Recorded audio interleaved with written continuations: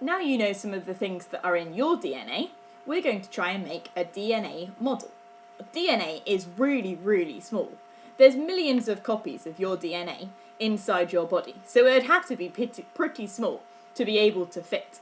It's actually so small that we can't see it with just our eyes. We have to use a microscope to be able to see it.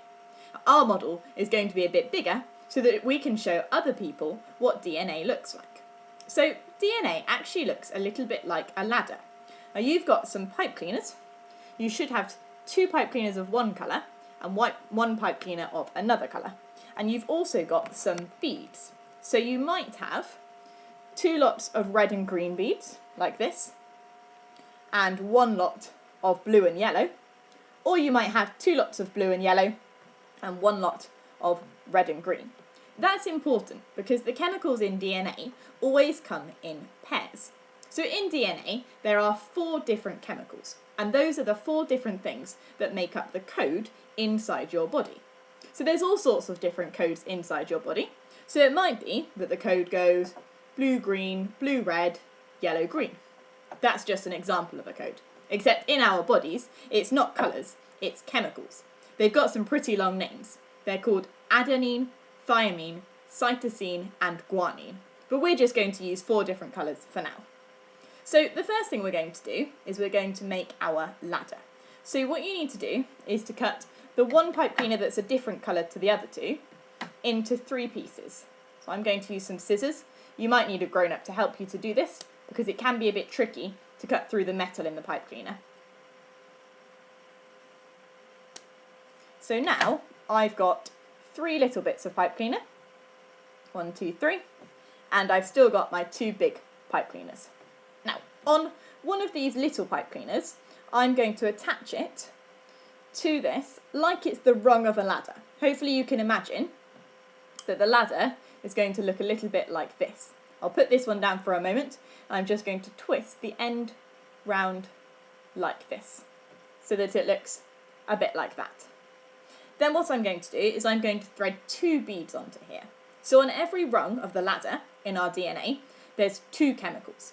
We're going to be using 2 different colours. Now they always come in pairs. So we need to make sure that we either thread a green bead and a red bead onto there, or a blue bead and a yellow bead. It doesn't matter which way around you do it. It could go blue then green, or green then blue. That's absolutely fine. But we can't put 2 greens on. We can't put a green and a blue. We can't put a blue and a red. It has to be 1 green and 1 red, or 1 blue and 1 yellow. So I'm going to put on 1 green and 1 red, like this. Then I'm going to get another one of my brown pipe cleaners, and I'm going to make the next rung of the ladder, like this. And on this one, I'm going to put a blue and a yellow. It doesn't matter which order you do. You could do blue and yellow up here, red and green down here, then another red and green, or then another blue and yellow. It doesn't really matter, as long as they stay in those pairs. So I'm going yellow, then blue, but you could go blue, then yellow. And then I'm going to get my last rung, like this. And what I'm going to do is I'm going to put blue and then a yellow. Then all that's left for me to do is to add the other side of the ladder. So I'm just going to add it on like this, twist these around. So I'm twisting 1, and then I'm twisting 2, and then I'm twisting 3. You can ask a grown-up if that's a little bit fiddly. And then hopefully you can see it looks a bit like a ladder.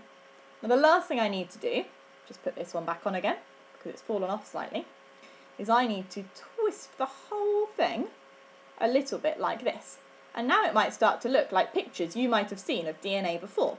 Because the DNA, it's called a double helix, and it's really, really twisty, kind of like a helter-skelter. The really clever bit is that your DNA could actually be chopped in half, and your body would still know what the other half was. Because, remember, they come in pairs. So if I cover up this blue bead, we know that there's a blue bead underneath my finger, because it always goes with yellow. So blue and yellow always go together. And that's the really cool thing about DNA. And the reason that the chemicals come in pairs is because then you can cover up half of your DNA, or your body can actually cut your DNA in half, and it still knows what's underneath. So it only needs half the DNA to be able to work.